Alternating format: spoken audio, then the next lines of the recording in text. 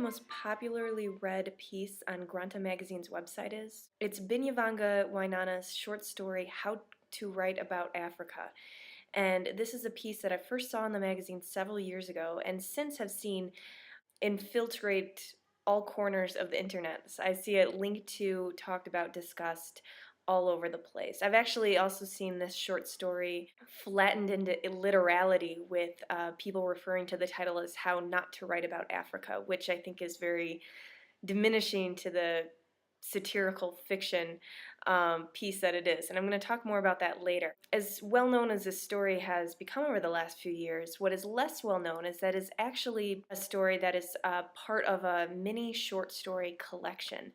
And it is called, naturally, How to Write About Africa. You can see it right here. This is this little collection is part of a triptych. It includes a triptych of stories. It includes the title piece, of course, as well as a story called My Clan KC by Anonymous, and another Binyavanga Wainaina story called Power of Love. This is published by Kwani Trust, based in Nairobi, Kenya.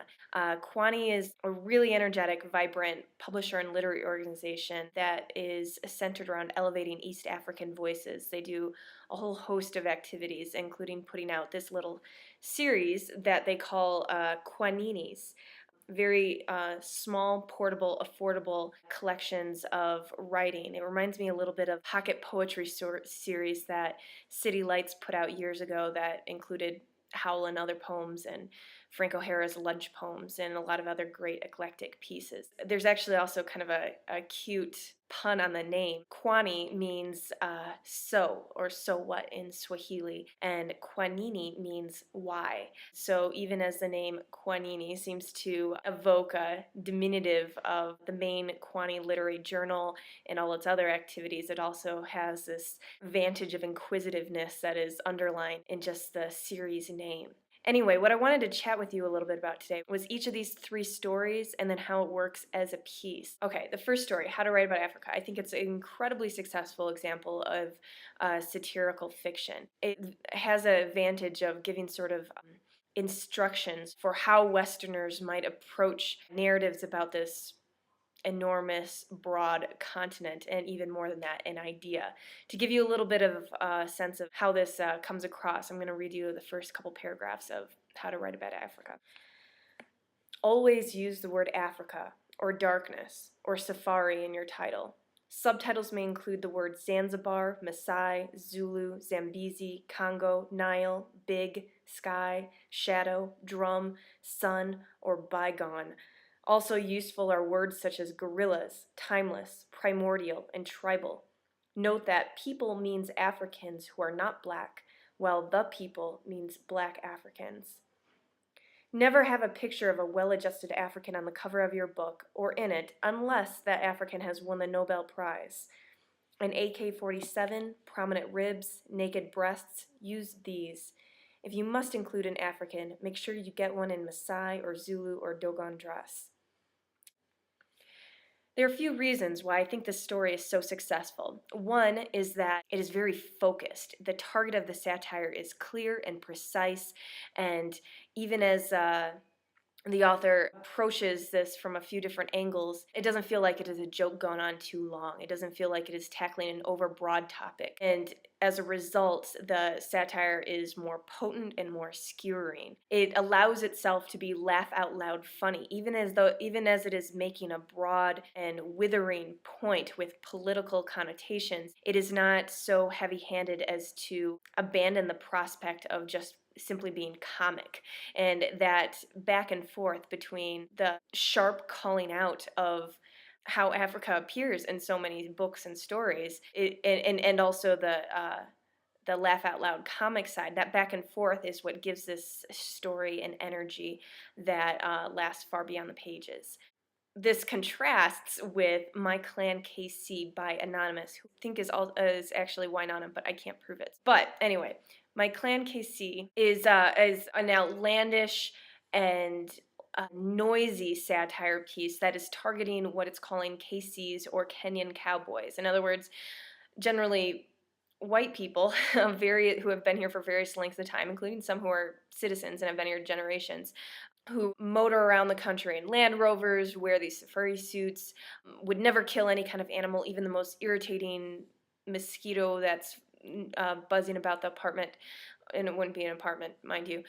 These people who the author contends are not particularly notable in a lot of Western countries, but they come here and suddenly get this reputation for being rugged and tough. Now, the advantage of the story has the writer, with a capital W, desperately wanting to be part of this exclusive and elite clan, and is mapping out in this story a topography of all the different angles of what this is, including the bona fide Kenya cowboys, the not our type dear Kenya cowboys, the expatriates, the new patriots, all these different kinds of things that are literally put out there in glossary form. So one notable distinction between this kind of satire and the first stories is that it is more formally fragmented and innovative. Besides the glossary angle, it also has a sort of a diary of a brand new wannabe Kenya cowboy. It has a list of rules for how to approach wanting to be in this. It has a section on nomenclature and definition of terms.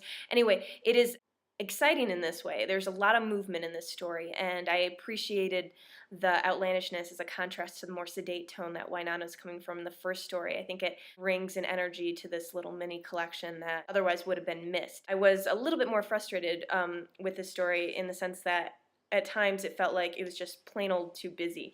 Its target of satire is much more broad than the first stories, and I'm trying to approach it from all these different angles, both formally and content-wise. It sometimes just felt a little bit dizzying. I think I would have appreciated this story more if it had either gone on a little bit longer, which it certainly had enough material to do, or if it had trimmed down its ambition a little bit. The third piece is another Wainaina one called Power of Love, which does actually feel a little bit more like an essay than a short story. It comes from the vantage of opening with remembering the We Are the World campaign from the mid-'80s, where a lot of Western musicians collaborated on a song on behalf of Ethiopian famine victims, and is basically takes as its target as this sort of blank, blind, supposedly consuming passion and love that a lot of Westerners claim to have for Africa, and usually Africa very broadly. It's a response back, of somebody who comes from Kenya and is is pointing to the gaps of logic and sincerity that is encountered again and again in terms of deep passion. It is the shortest piece in the book, and I think it is successful in that it is sharply honed, it draws from a lot of broad amount of cultural and personal anecdote without feeling like it's too much or too busy or too crowded. It's somehow able to affect a very broad and all-encompassing space, even as it's keeps itself focused in the form of a short story. As a whole, I think this is a really quite brilliant collection of stories. The rhyme among the three pieces is evident, in their subject matter, but they don't ever feel like they are tackling the exact same material. It feels different enough to have a lot of texture and a lot of dynamism among the three pieces. It also, I think, is a rare example of a complete satirical collection that just plain old works.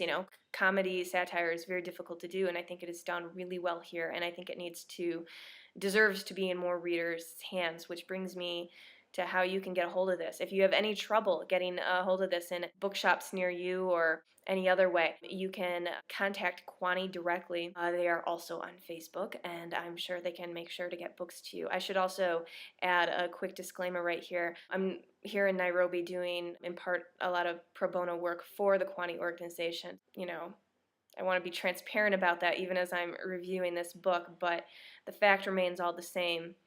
This is some good reading, so check it out.